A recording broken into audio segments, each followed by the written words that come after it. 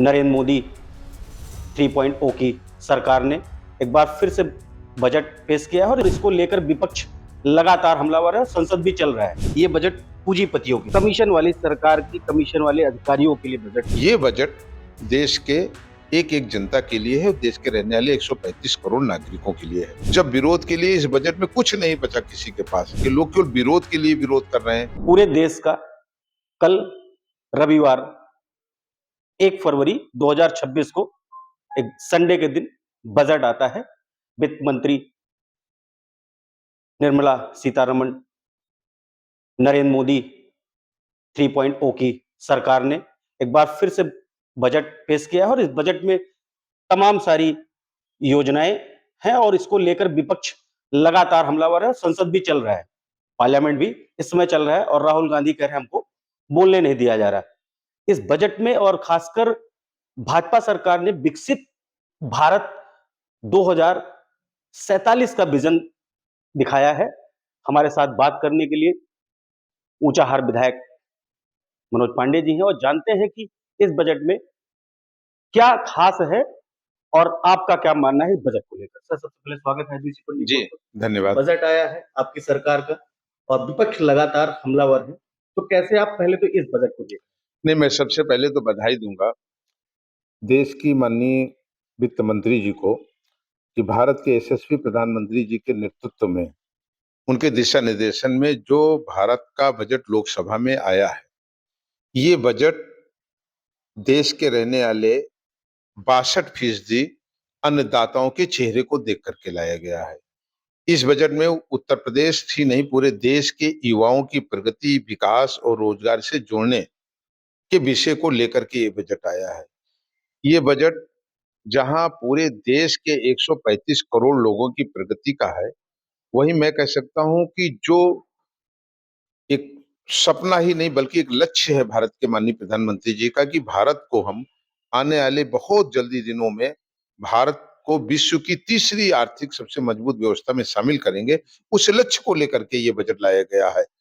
और मैं समझता हूं कि आप देखिए रेलवे पर, आप देखिए कि नहरों में पानी देने पर, यदि आप देखिए तो सड़कों पर, जो एक सपना भारत के यशस्वी प्रधानमंत्री रहे, भारत के नेता आदरणीय स्वर्गीय अटल बिहारी जी का सपना था कि हम सड़कों से जोड़ेंगे। कोई सड़कें ऐसी नहीं रह जाएंगी जो एक दूसरे में जुड़ी ना हो, उनको लेकर के आया। और आप सोचिए कि जब हम लोग नारे देते थे, उन नारों में 3 नारों में था कि एक बेहतर स्वास्थ्य व्यवस्था हो। अगर आप देखें तो मैं समझता हूं कि आज तक, आजादी के बाद से लेकर आज तक जो भी बजट भारत सरकार के आए हैं, उनमें सबसे ज्यादा स्वास्थ्य पर काम किया गया है। उत्तर प्रदेश के सारे जिलों में जिस तरीके से उसको 2 टाइम एक्सटेंड करके, बढ़ा करके, डिस्ट्रिक्ट हॉस्पिटल्स को, आईसीयू के बेड को, आईसीयू की वेंटिलेटर्स की सुविधाओं को जिस तरीके से बढ़ाया गया है, मैं समझता हूं कि जितना भी इसके लिए धन्यवाद दिया जाए भारत की वित्त मंत्री जी को, भारत के प्रधानमंत्री जी को, कम है। ये बजट देश के एक एक जनता के लिए है, देश के रहने वाले 135 करोड़ नागरिकों के लिए है। अखिलेश यादव ने कहा है कि ये बजट 1/20 का है, कमीशन वाली सरकार की कमीशन वाले अधिकारियों के लिए बजट है, ये बजट पूंजीपतियों के लिए। देखिए, एक रामचरितमानस का ही दोहा है कि जिसकी जैसी भावना है उसको वैसे ही दिखाई देता है। अब अगर हमारे चश्मे का लेंस गड़बड़ होगा तो जो चीज हमें साफ दिखाई देनी चाहिए वो हमें अस्पष्ट दिखाई देगी। तो इसके लिए किसी के चश्मे को हम नहीं चेंज करा सकते, वो तो उसी को चेक करा करके करना। लेकिन लोकतंत्र में विपक्ष का रहना आवश्यक है, विपक्ष का सम्मान होना चाहिए। परंतु विपक्ष की बड़ी महत्वपूर्ण भूमिका है कि वो समय समय पर जनता की चीजों को सरकार में उठाए और इंगित करे। लेकिन आज उस स्वस्थ लोकतंत्र की व्यवस्था का न पालन करके लोग केवल विरोध के लिए विरोध कर रहे हैं। जब विरोध के लिए इस बजट में कुछ नहीं बचा किसी के पास, तो आज वो बात कर रहे हैं। आज जिनकी आदरणीय राहुल गांधी जी की आप बात कर रहे हैं, मैं बड़े सम्मान से राहुल गांधी जी से कहना चाहता हूँ, यूपीए फर्स्ट और यूपीए सेकंड में भी वो शामिल थे। उनके नेतृत्व की सरकार बनी हुई थी। आदरणीय सोनिया गांधी जी उस पूरे सरकारों को होल्ड करती थी। तब बजट की क्या स्थिति थी, किसानों को क्या मिला, नौजवानों को क्या मिला, स्वयं महिला रहते हुए महिलाओं को क्या मिला, देश के व्यापारियों को, उद्योगपतियों को क्या मिला।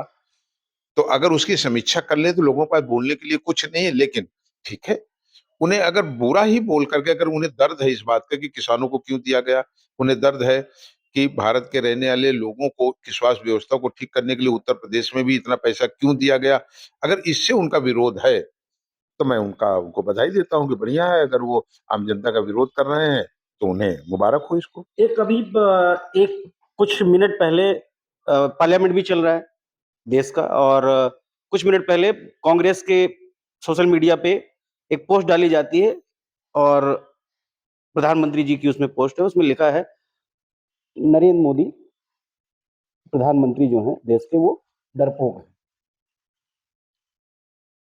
पूरी दुनिया ने देख लिया कि भारत का प्रधानमंत्री कितना मजबूत हृदय का व्यक्ति है, और इसको पाकिस्तान जैसे और हमारे तमाम विरोधी देशों में देख लिया कि जब पहलगाम की घटना घटी तो भारत के बहादुर प्रधानमंत्री के नेतृत्व में, जिसने चोरी से आकर के पहलगाम में निर्दोषों को मारने का काम किया था, भारत की बहादुर सेना ने कराची से लेकर के लाहौर तक लोगों के नाड़े ढीले कर देने का काम किया है, वो भारत के प्रधानमंत्री के नेतृत्व में ही किया है। तो कौन बहादुर है और कौन डरपोक है, इसको पूरा देश और दुनिया देख रही है। एक आखिरी सवाल आपसे चलते चलते, अभी हाल में ही राहुल गांधी आए थे अपने संसदीय क्षेत्र यानी कि रायबरेली, और आप भी रायबरेली से ही, रायबरेली की ही राजनीति को रिप्रेजेंट करते हैं आप प्रदेश में, देश में, हर जगह। और राहुल गांधी ने मनरेगा के ऊपर उनसे सवाल जब मीडिया ने पूछा, तो मनरेगा के ऊपर उन्होंने कहा कि ये जबरदस्ती का एक सरकार का नाम बदलने का तरीका है, और इससे 125 दिन की जो गारंटी है वो 100 लोगों को नहीं दे पा रही, तो 125 दिन में कैसे रोजगार दे पाएंगे? देखिए, ऊंचाहार में उन्होंने एक मनरेगा के विरोध में चौपाल लगाई थी। उसी दिन जी राम जी, जो मनरेगा की नई योजना का नाम बदल करके आया, उस पर भी एक उसके समर्थन में भी कार्यक्रम था मेरे नेतृत्व में।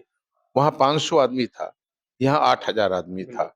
तो आप ऐसे ही मान लीजिए कि समर्थन में कितने लोग हैं और विरोध में कितने लोग हैं, नंबर एक। दूसरी चीज ये है कि क्यों उन सरकारों को बहुत दिक्कत हो रही है कि जब सरकार मनरेगा जो आम गरीब आदमी को लाभ देने की योजना है, उसको पारदर्शी बना रही है, भ्रष्टाचार से उसको बाहर करने का काम कर रही है, तो किन लोगों को सबसे ज्यादा दिक्कत हो रही है, क्यों हो रही है? इसलिए उनको उनके भ्रष्टाचार की पोल खुल जाएगी। तो इसका तो स्वागत करना चाहिए कि भ्रष्टाचार को हटाने के लिए आज उस योजना को परिवर्तित करके किया गया। और भगवान राम से अगर इतनी चिढ़ है तो लोग बांग्लादेश चले जाएं, पाकिस्तान चले जाएं, श्रीलंका चले जाएं। भारत में रह करके भगवान राम का इतना विरोध करने वाले लोगों को भारत की धरती पर रहने का अधिकार नहीं। थैंक यू सो मच हमारे साथ बात करी। ये थे ऊंचाहार विधायक मनोज पांडे, और इन्होंने सीधे सीधे जम करके हमला बोला है विपक्ष पे, और कहा है कि अगर उनको राम से और भारत सरकार की भ्रष्टाचार की जो योजना है, जी राम जी भी अगर इनसे सारी दिक्कतें हैं, तो भारत छोड़ करके अदर किसी कंट्री में जा सकते हैं। महेंद्र वीर सिंह, IBC 24 के लिए, रायबरेली।